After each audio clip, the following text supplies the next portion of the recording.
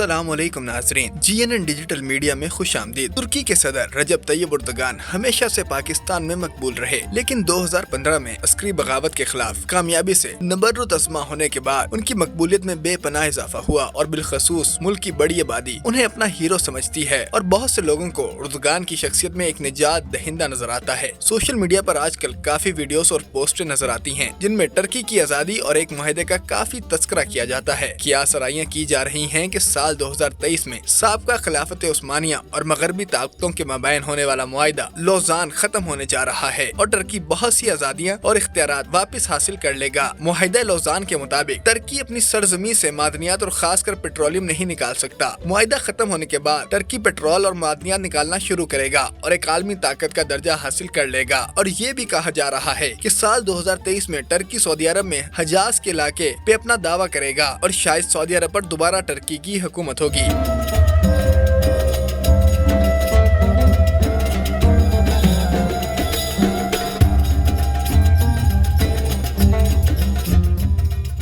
बाज़ अफराद ये भी दावा करते हैं कि 2023 में तैयब एर्दोगान साहब खिलाफत उस्मानिया की बहाली का ऐलान करने जा रहे हैं। इन उम्मीदों, दावों और तवक्कात की हकीकत क्या है? 20वीं सदी की तारीख और टर्की की सियासत का इल्म रखने वाले लोग बखूबी जानते हैं कि इन बातों का हकीकत से क्या ताल्लुक है। नाजरीन, इस वीडियो में हम आपको टर्की और सल्तनत उस्मानिया के मुआहदों की हकीकत बताएंगे और ये भी बताएंगे कि साल 2023 को लेकर जो कहानियाँ बनाई जा रही हैं, हकीकत का इससे कोई ताल्लुक नहीं। तो नाजरीन, टर्की से जुड़े माजी में दो मुआहदे तारीख में मिलते हैं। सल्तनत उस्मानिया और मगरबी इत्तेहादी ताकतों में मबैन होने वाला मुआहदा जो सेवरे कहलाता है, जबकि मुआहदा लौज़ान अतातुर्क के जमहूरिया तुर्की की मगरबी ताकतों के मबैन हुआ था। यानी मुआहदा लौज़ान का सरे से सल्तनत उस्मानिया से कोई लेना देना ही नहीं। मुआहदा लौज़ान की मियाद 100 साल हरगिज नहीं, ये गैर मियादी अमूमी मुआहदा है। टर्की पर मादनियात निकालने की कोई पाबंदी नहीं और ये मुल्क अपनी पेट्रोलियम की जरूरियात का 10% अपने मुल्क से हासिल करता है। अब इन दोनों मुआहदों पर नजर डालें तो ये वाज़िया हो जाएगा कि अतातुर्क ने जिस मुआहदे पर दस्तखत किए वो एक मतवाजन हैसियत से और फातिहाना अंदाज में किया गया मुआहदा था। सल्तनत उस्मानिया की तरफ से दस्तखत किया गया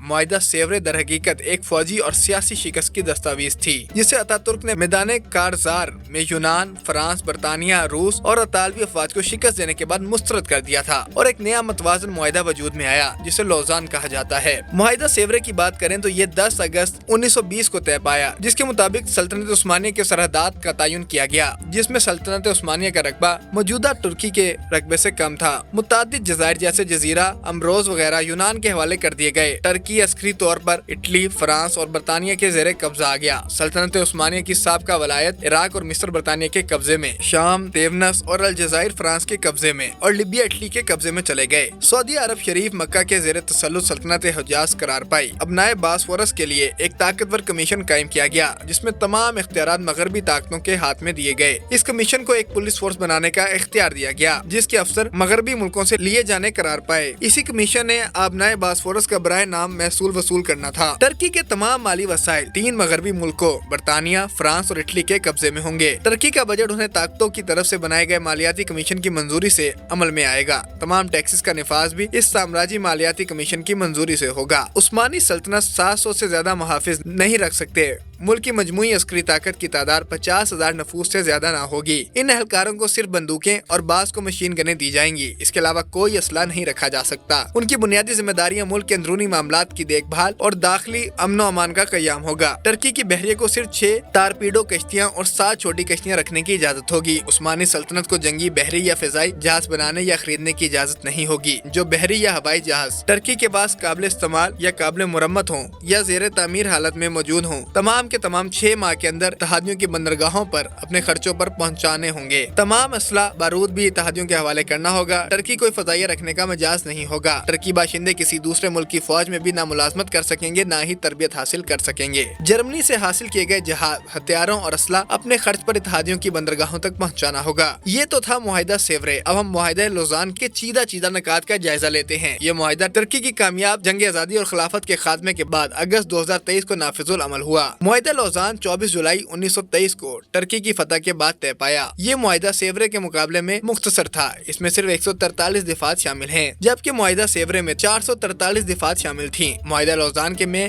کوئی عسکری دفعات شامل نہیں ہیں۔ معاہدے کے اقتصادی سیکشن میں تمام دفعات ایک دوسرے کے شہریوں کے انفرادی مفادات، جائیدادوں اور حقوق کے متعلق ہیں۔ معاہدے کی کوئی دفعات ترکی کی اندرونی تجارت، معدنی وسائل اور بین الاقوامی تجارت تعلقات کے متعلق نہیں ہے۔ معاہدہ لوزان میں ٹرکی کے اقتدار اعلیٰ کو تسلیم کر لیا گیا۔ اسی طرح ٹرکی نے سابقہ سلطنت عثمانیہ سے آزاد ہونے والے ممالک کی آزادی بھی تسلیم کی۔ ترک ابنائے کو تمام ملک کے تجارتی اور فوجی جہازوں کے لیے آزاد قرار دیا گیا، مگر یہ شک 1936 میں مونٹرس کنونشن کے بعد ختم ہو گئی۔ اس کنونشن میں ترک ابنائے مکمل طور پر ترکی کے عسکری اختیارات میں آ چکی ہے۔ اسی طرح باقی دفعات کا تعلق ایک دوسرے کی جغرافیائی سالمیت کے احترام، کمپنیوں کے تجارتی حقوق، سلطنت عثمانیہ کے واجب الادا قرضوں کی ادائیگی اور نئے آزاد ہونے والے ممالک کا اس ادائیگی میں حصے جرمنی، روس اور آسٹریلیا کے ساتھ برابری پہ مبنی متعلقات پہ ہے۔ اس مختصر موازنے نے یہ بات قطعیت کے ساتھ ثابت ہوتی ہے کہ معاہدہ لوزان کا خلافت عثمانیہ سے کوئی تعلق نہیں اور جو خواب بیچے جا رہے ہیں ان کی کوئی تعبیر نہیں۔ ٹرکی ایک خود مختار اور آزاد ملک ہے، اس پر کوئی پابندیاں نہیں۔ ٹرکی پہلے ہی سیاحت میں پہچانا جاتا ہے اور طیب اردگان کے دور میں IMF سے بھی چھٹکارا پا چکا ہے۔